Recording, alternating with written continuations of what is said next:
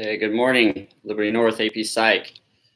It is Thursday, April 22nd, and we continue on with our psych disorder chart. Let me move it over here.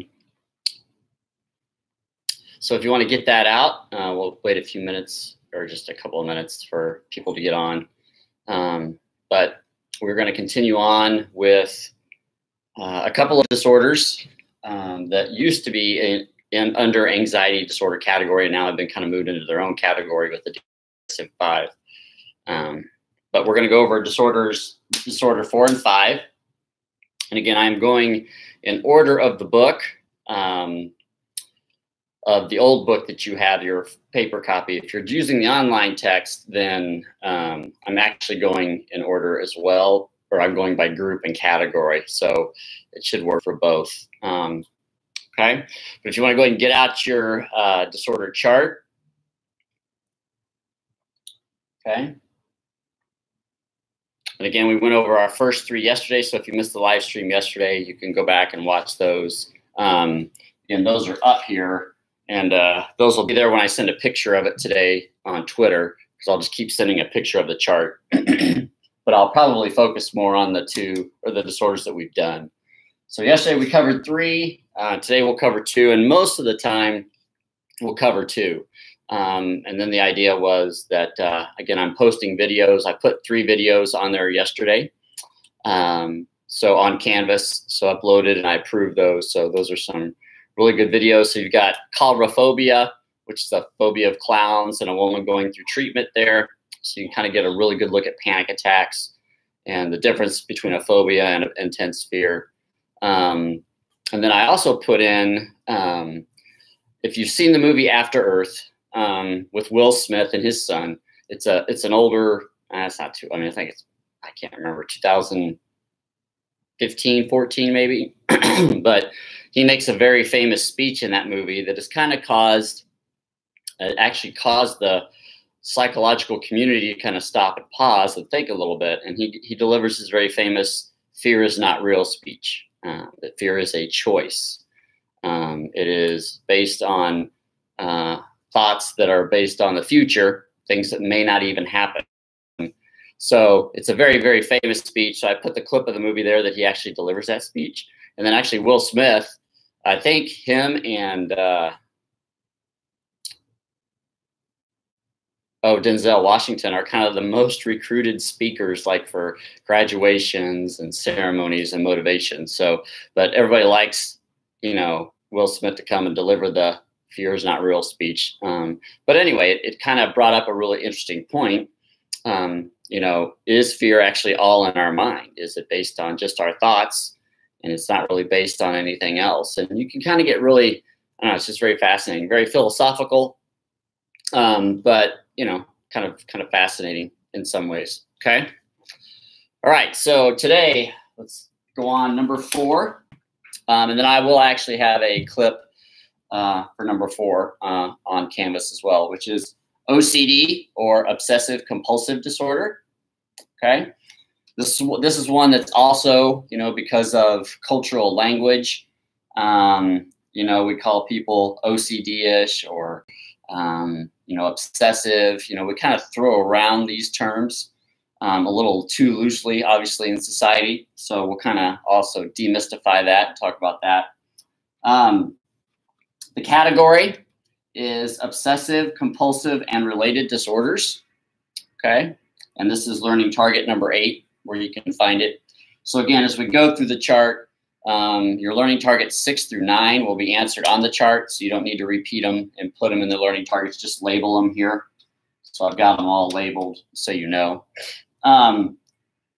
So the first thing I want you to know is that up to the DSM-4, OCD was included in the anxiety disorder section. So in your old textbook, it's listed under anxiety disorders, which is where it has been since around the 1950s until the DSM-5 came out. And then the DSM-5 basically broke it off because there are just a lot of other disorders that had the obsessive compulsive kind of foundation in them. And so it became a little bit bigger. So instead of sticking it under anxiety disorders, they've kind of moved it out to its own category now. And if you've seen the show Hoarding, you know that there are just a lot of different types of obsessive and compulsive disorders that we can have. AP and most colleges and your books only want you to look at OCD, obsessive compulsive disorder. So that's what we'll do. But just know that background, that it has been changed. It's kind of in its own category now in the DSM-5, okay? All right, so, but at the core, okay, you have panic attack again, okay? So panic attack is a qualifier. And then you have obsessions and compulsions. Okay. Now it is important to understand the difference between the two. Okay. Obsessions are thoughts. They are ritualistic, repetitive thoughts, unwanted thoughts, invading thoughts. Okay, that these individuals have. So again, in psychology, we understand that we do have automatic thoughts. So we have thoughts that pop into our head that we can't control. We also know that our minds can get stuck on certain things. And this type of thinking, obsession, compulsions to us all. The difference is with OCD, again, it's pretty much their normal life. It's a normal everyday occurrence. So we all have intrusive thoughts that we probably don't want, you know, that we wish had never popped into our head. And then most of us are able just to kind of discard those thoughts and just kind of change our focus, get rid of them, where these patients and these people cannot do that. So they have repetitive, intrusive, invading thoughts that they do not want to have. Most of them are not very positive in nature. And then their mind gets stuck on them, okay? And they just kind of replay over and over and over and over. So it's kind of like, you know, when you hear a song and you get it stuck in your head, you know, you don't want it there, but it just keeps coming. You know, that's kind of a small glimpse of what it's like to have obsessive thoughts, okay? Now, obsessive thoughts can happen in other anxiety disorders as well, but here it is kind of the primary symptom, and the obsessive thoughts can create the panic attacks because they're not very positive in nature. They can get images as well. They don't necessarily just have to get thoughts, but they can get images or scenes in their mind that replay over and over and over, and they just can't get free from them. They can't get rid of them. They feel trapped by their thoughts, which I think if you ever experienced it, you would definitely feel trapped because you feel like you can't get away from it. You can't run from them. They just keep coming, and you can't stop them, which there obviously is going to create a panic attack and fear, okay? So the second part is the compulsions, which are basically a coping mechanism for the obsessions, okay? So basically what we try to do then, you know, we don't want the obsessive thoughts. They're intrusive, they're invading, and we'll do anything about just to make them stop. So we develop coping methods, which are compulsions. So when I'm compulsing, when I'm acting in a ritualistic manner, repetitive manner, I'm not focused on the obsessions, okay? So what it is it becomes a coping method, and it's natural that it works, okay, to some degree to help me deal with my obsessive thoughts that I'm having. So I think we're all familiar with, you know, the obsessions about germs, infection, disease, dirtiness, right? And then my compulsion is washing, cleansing, so on and so forth, okay? Now, they do not have to fit like that, okay? I think those are kind of the biggest obsessives. What's going to happen to me when I die? So they're invading thoughts, intrusive, repetitive thoughts about what's going to happen when I die. Do I believe the right religion? Which one's right? So they're all consumed by that. And then the compulsions, I think, it generally is number one, I think, besides the washing, is any type of counting. So they'll develop some type of ritualistic counting method that they can do in their mind. Most OCD patients have a favorite number. So they do things in numbers of, and usually they're odd, 3, 5, 7, 9, you know, and they're just going to start. So when the thoughts come in, again, you want to develop a coping method that you can do anywhere, anytime, any place, and that you can generally do it in your mind, okay? Which is why the hand washing, the cleanliness, you know, they're going to carry around disinfectant wipes, the gel, the hand sanitizer, Okay, but if I can develop a compulsion that's just like counting something I could do in my mind, I could do that anywhere and people wouldn't necessarily know. Okay, so ritualistic invading thoughts that I don't want, they're intrusive, they're automatic, they're repetitive, and then compulsions are my ritualistic acts that I have to do to control my obsessions.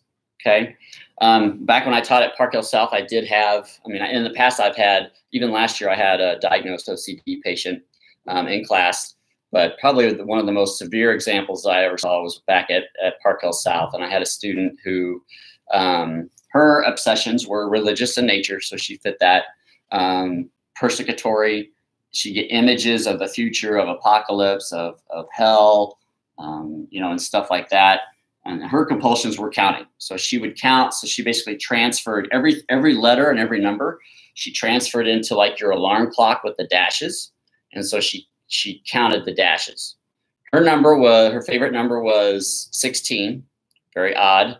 But she had to make everything in 16 before she could kind of release it. So, the intrusive, repetitive thoughts were of the apocalypse, future times, death, and then her compulsions were counting. But it doesn't have to just be like a 1, 2, 3, 4. You heard people counting cracks, but generally they have to count until they get to their number that makes them feel well. And I just remember that case number one because of the number 16. It was very, very rare, and it was even as well. But she had to count those dashes, and then she performed some mathematic computation in her head until she got to the number 16, and then she could stop. So I also remember her because obviously doing math was very difficult because if she saw the numbers, she'd start counting. And also reading was just very difficult because she was very slow because she'd have to count the dashes and all the words until it got to 16. It's just like she was constantly performing mental gymnastics. If you think about the mental, just the mental energy that was going to take to do that, it was unbelievable what she did. Was very, very intelligent as well. And actually when she took parts of our intelligence test of the WAIS and the WISC, she scored incredible because her mind is always going and exercising. Okay. But it can also become very, very exhausting. Right. Okay. So causes for this one are biological.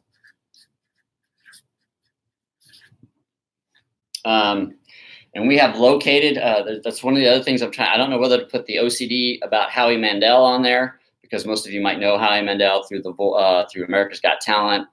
What was the big show he became famous for again? Win or Lose or whatever it is with a briefcase.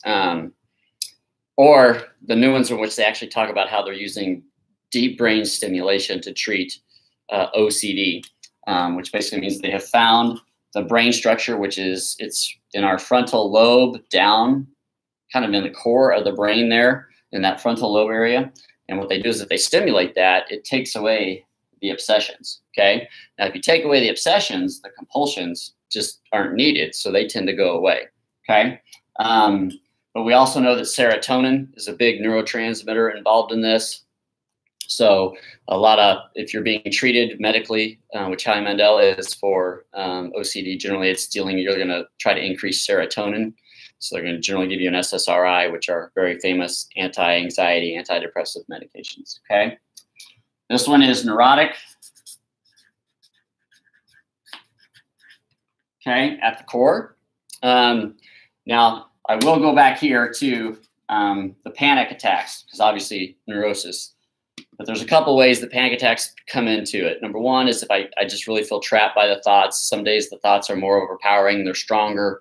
But also if I can't compulse, okay? If the OCD patients are not allowed to compulse, in other words, if they're in an area where the thoughts are coming and they can't compulse, then they'll have a panic attack as well, okay? So definitely make sure you keep that in there on number 4, OCD, okay? So obsessive compulsive and related disorders is the category. This is learning target number 8. Main symptoms are panic attacks, obsessions, and compulsions. Make sure you know the difference between the two. It is biological and it is neurotic.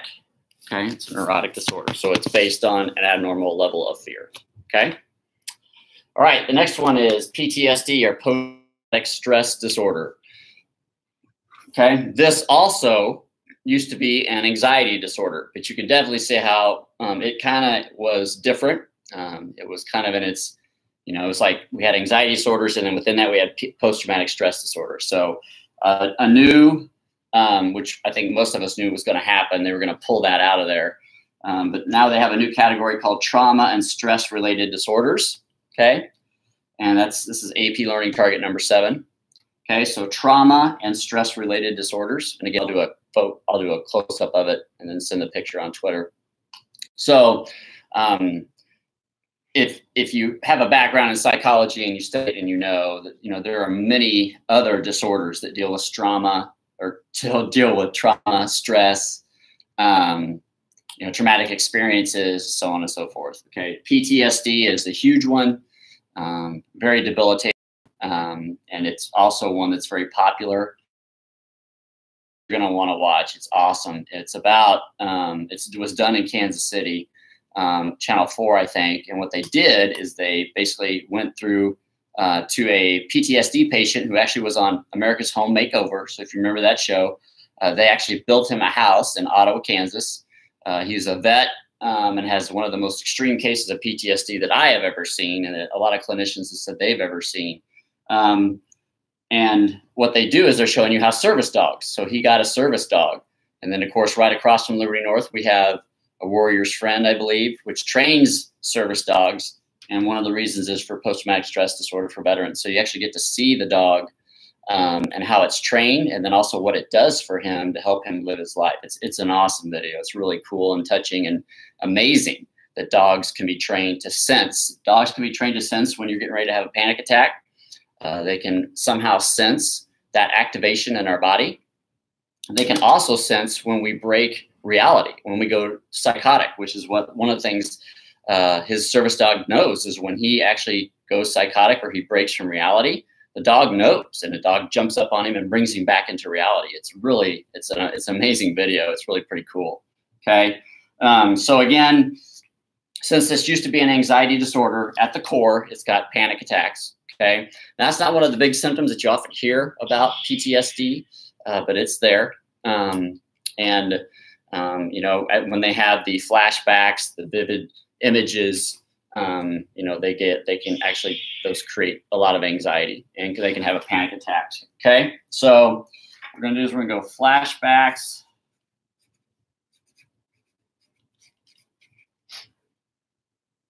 Okay, are kind of really the key symptom here that kind of helps explain these. Okay, so what happens with PTSD is I've encountered some type of traumatic event, and it's a life stressor. It's been huge.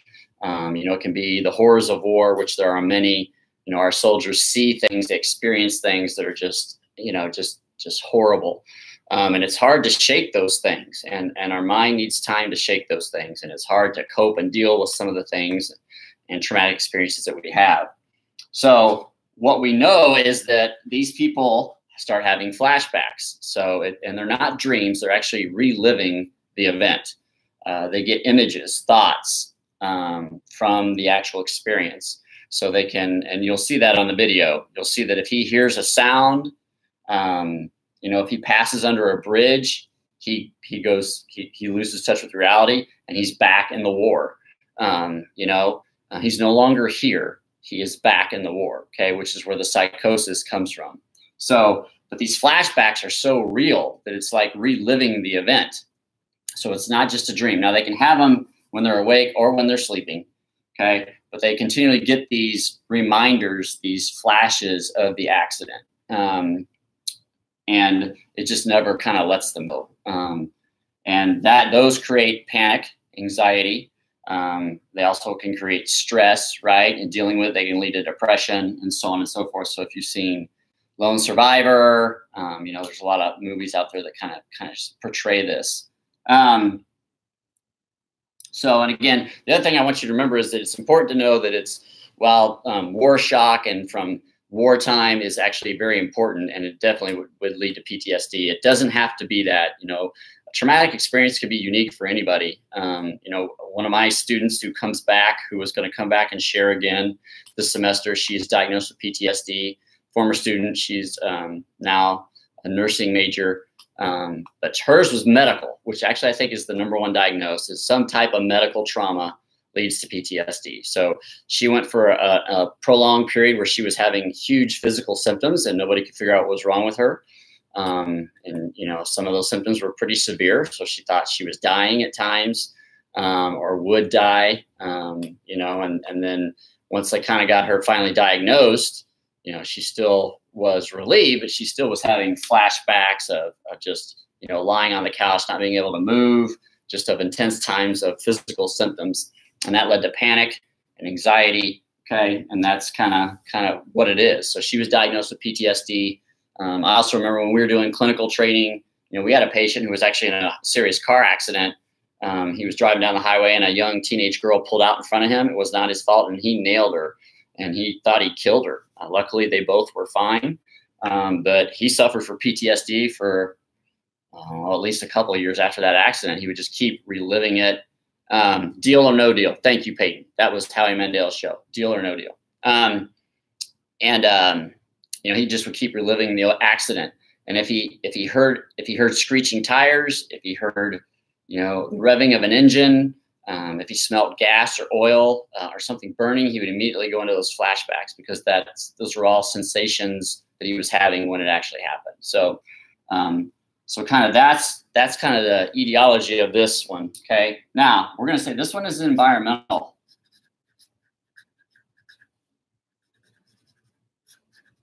As serious as this disorder is, and as it sounds, and how debilitating it could be, and even as it leads to psychosis. So this one actually is psychotic. Okay. You have to have that traumatic experience. You have to have that horrible life experience, whether it be war, an accident, medical trauma. You know, you have to have that environmental factor in there. And what we see is that it's just so traumatic on the mind that we deal with anxiety, okay, panic attacks, the flashbacks keep coming back.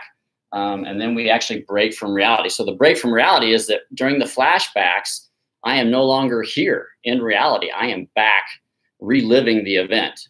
So I have lost touch with reality.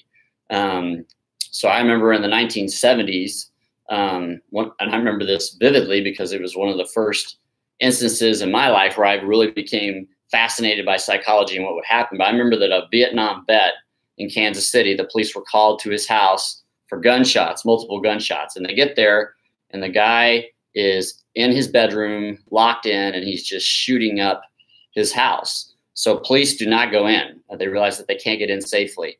And then finally, when he runs out of ammo, they get in there. And what they found is that he was actually PTSD. He was reliving a Viet Cong attack on his platoon in Vietnam. So he was reliving one of the worst attacks that he had endured, in which it was a nighttime raid. You know, they invaded the camp. You know, and he just was reliving it. So he no longer was in his house, you know, going to bed. He was back in Vietnam fighting that war over. And so once the psychosis stopped, you know, then the police were able to get in there and I remember they took him to a mental hospital, a veterans hospital.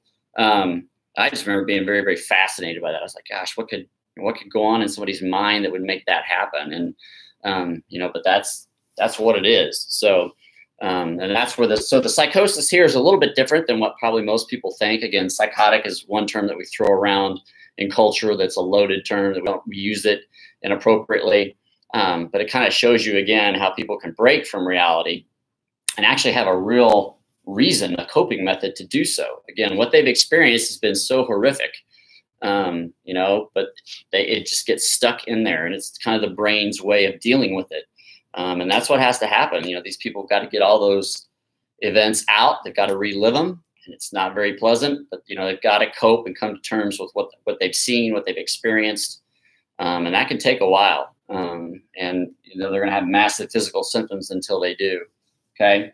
And I think the video that I have, I think he's in therapy for, I think he was going on 3 years, I think, in the video, if I remember right. So it's and he still had major symptoms, which you will see.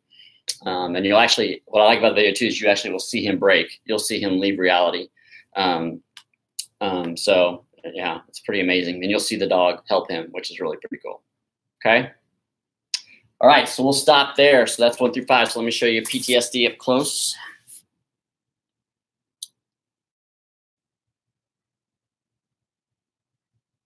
Okay.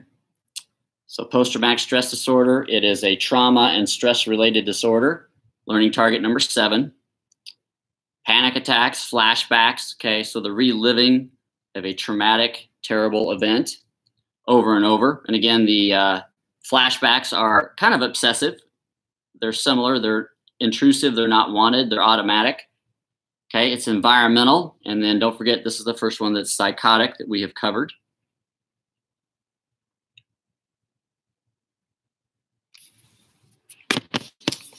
Okay. All right, any questions on anything that we've covered? Underline psychotic there, since it's the first one. So again, I want to encourage you to watch the videos, read the book. You know, they have fascinating stories and examples of the disorders. You can also just Google any of these disorders. That's what I did yesterday when I was looking for a new one on OCD. And I mean, next thing I knew, it was 45 minutes. I was just watching these videos, just getting information. It's just so fascinating, the research and stuff like that that comes, and what they're doing now to treat it. And then same thing with PTSD, just some amazing stories and case studies. It's just you know, it's sad, it's disheartening. But again, this one really shows the power of the mind and what it will do to protect you and shield you from trauma experiences and things like that. So it's pretty amazing. All right, are we good? Okay, don't forget chapter 18 lab. Get that to me by the end of the week. And then I published yesterday the chapter 16, 17 psych disorders. So again, we'll be working with the lab together. So each live stream, we're going to actually do the lab together. We would do the lab together in class every day, kind of like we did chapter 15. So that'd be pretty easy. Also, your learning targets are in here. So that should be easy there. And yeah, I think that's it. We're about, we definitely are on the downhill turn. Okay. Peyton, good job. Appreciate it. Deal or no deal.